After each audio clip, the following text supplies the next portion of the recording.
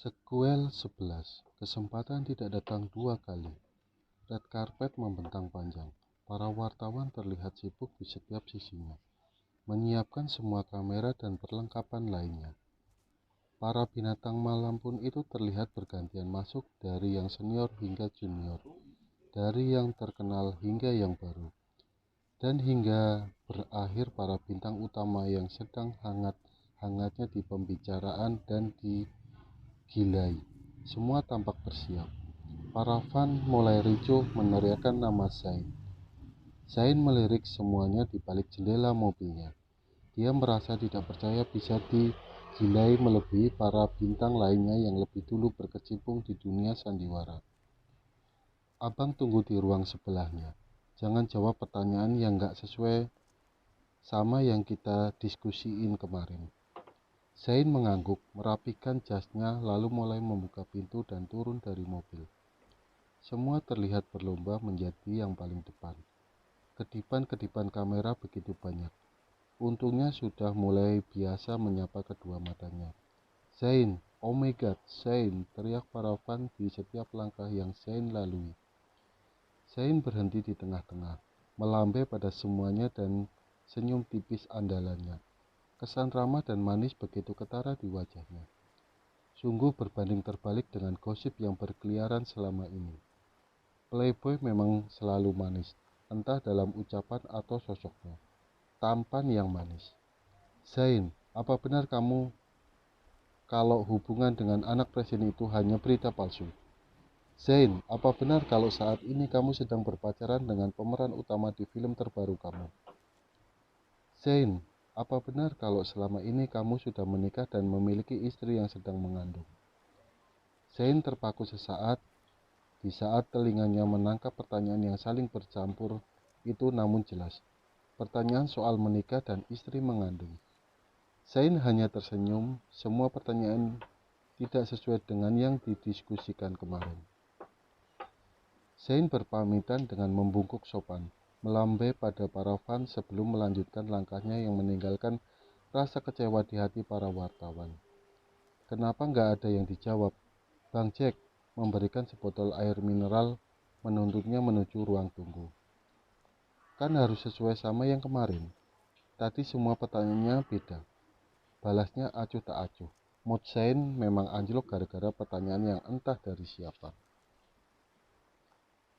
Zayn menatap piala penghargaan itu, menghela napas pelan. Bang, kalau berhenti sayang banget ya, ceplosnya asal. Zayn jadi ingat saat Amora melarangnya waktu itu. Zayn kini menyesal karena tidak mendengarkan ucapan mominya. Jangan ngaco, kamu kontrak sama agensi itu 3 tahun. Dan kamu baru bulan tahunan. Kesempatan itu nggak datang 2 kali, Zayn. Zayn terdiam, menatap jalanan dengan tidak bergairah. Besok dia kembali ke sekolah karena filmnya sudah beres. Ambil paket pun entah jadi atau tidak. Gak semua kayak kamu, Zayn. Kamu baru, tapi udah seterkenal ini. Jack kembali bersuara. Zayn mengangguk setuju. Memang tidak semua berhasil pada percobaan pertama seperti dirinya. Ates yang masih sering labrak kamu. Dia salah satu contoh orang gak beruntung di bidang ini. Dia cuma karena koneksi sampai bisa terus eksis walau gak banyak fan-nya.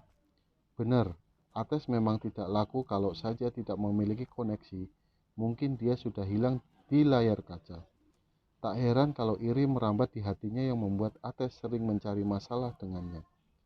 Seva gak mau rusak karir kamu. Dia sebaik itu. Dia pernah cerita, dia gak jujur ke semuanya soal ayah dari anak yang dikandungnya. Cuma karena gak mau bikin kamu susah dan karirnya hancur. Zayn menatap Jack yang fokus mengemudi itu. Kapan Bang Jack ngobrol sama Seva? Serunya terdengar tidak suka. Jack tertawa pelan saat mendengar suara bernada posesif itu. Kemarin, waktu kamu masih tidur kayak kebo. Jawabnya jenaka. Abang gak bohong, dia udah berkorban kayak gitu dan kamu mau berhenti. Dia pasti merasa bersalah nanti, sambungnya.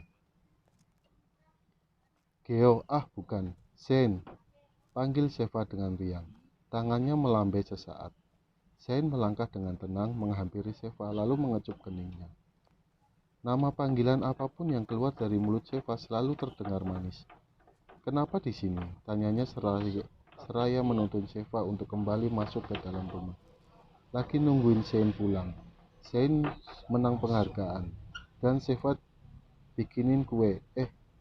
Bukan, bikin tapi beli. Uangnya dari Mbak." Tunjuknya pada pembantu yang sering menemani Sheva. "Karena Sheva nggak punya uang," lanjutnya. Zain tersenyum tipis. "Ganti dulu pakaiannya, ini tipis," suruhnya pada Sheva yang langsung dipatuhi si polos itu. Zain menatap kue itu lalu menyuruh pembantu dan Bang Jack lebih dulu istirahat. Zain memasang lilin dan beberapa hiasan lainnya hingga Sheva datang dengan pakaian yang serba tertutup. Kesan manis semakin menguar keluar. "Zain, bagus ya." Sheva jadi sayang mau makannya juga. Bibirnya cemberut sesaat. "Tapi Sheva mau, kayaknya enak." "Sebenarnya ini kue buat aku atau buat kamu makan sih?" tanya Zain gemas sendiri. Sheva melempar cengiran. "Sheva yang mau kayaknya," akunya dengan polos dan jujur. "Ya udah, makan aja ya, gak usah pakai tiup lilin." Zain agak geli jika harus tiup lilin. Dia tidak sedang ulang tahun. "Iya, Sheva juga udah terlalu mau ini. Potong aja Zain," pintanya dengan riang dan lucu. Zain tertawa pelan seraya memotong kue itu dan menyimpannya ke piring kecil untuk Sheva makan. "Wah, Sheva makan ya," isinya lalu menyendoknya dengan berbinar tidak sabar. Enak," kicaunya dengan wajah terpana saking enaknya. Tak hanya Sheva, tapi Zain juga terpana melihat kemanisan si polos dengan perut buncit itu. Zain mengecup lama bibir Sheva, menjauh sesaat sebelum mengulumnya lagi dengan penuh perasaan. Sequel 12. Kembali sekolah dan Sheva sakit. Zain mengusap jus jeruknya sedikit.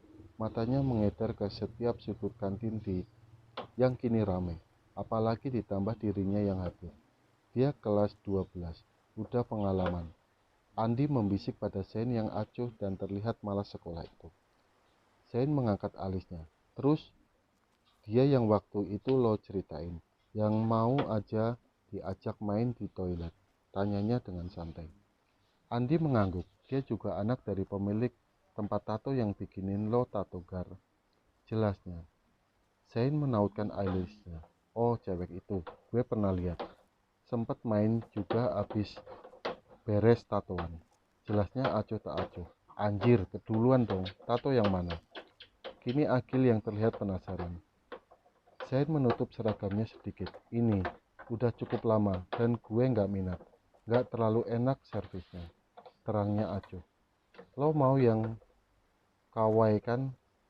Tipe lo gue tahu. Kawaii yang serba gede itunya. Ada nih, kelas 10. Andi terlihat sibuk dengan ponselnya.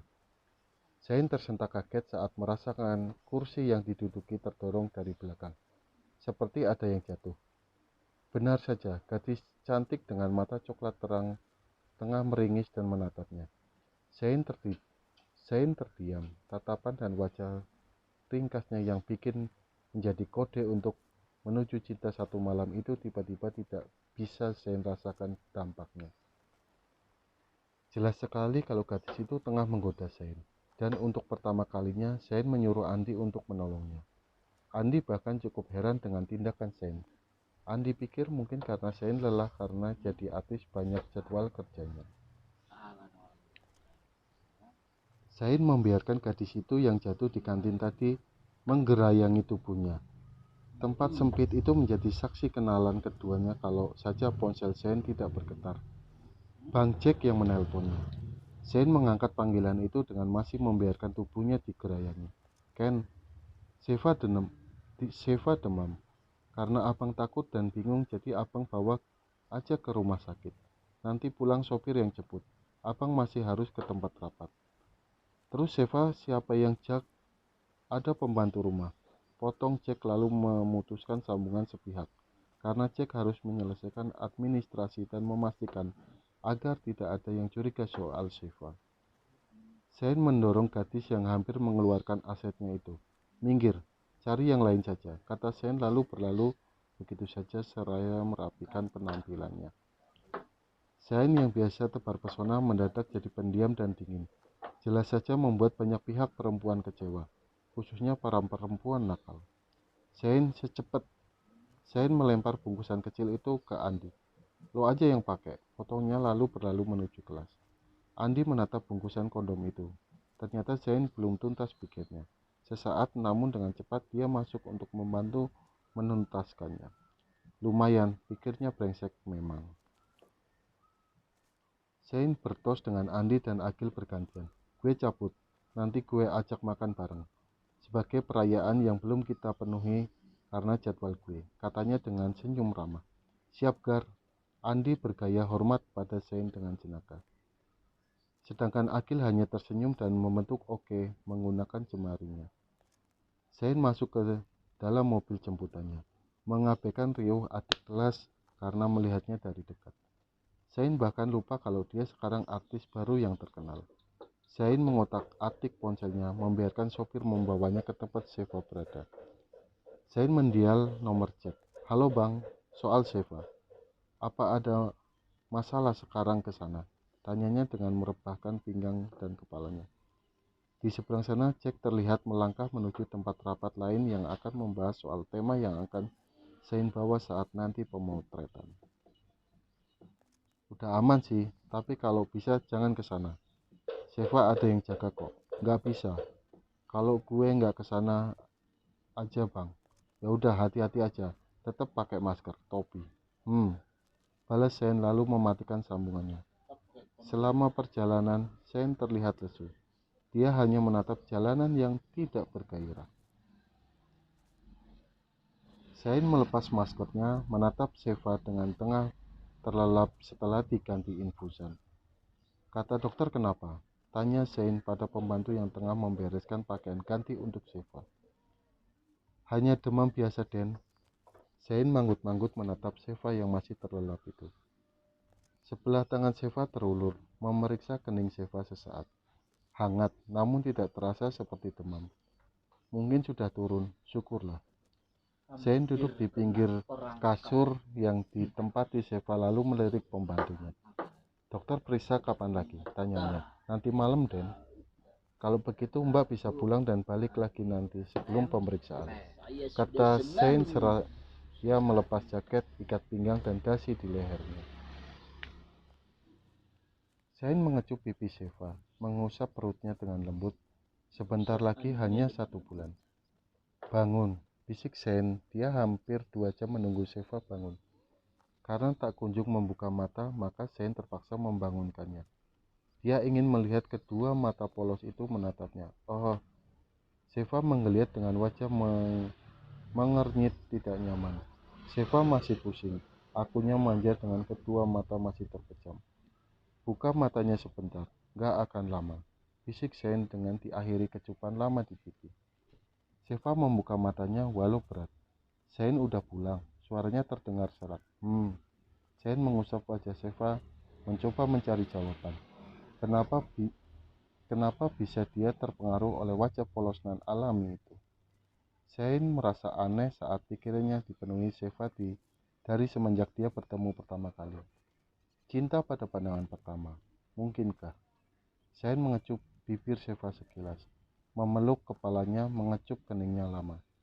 Kenapa panggil Shane terus? Enggak, Geo.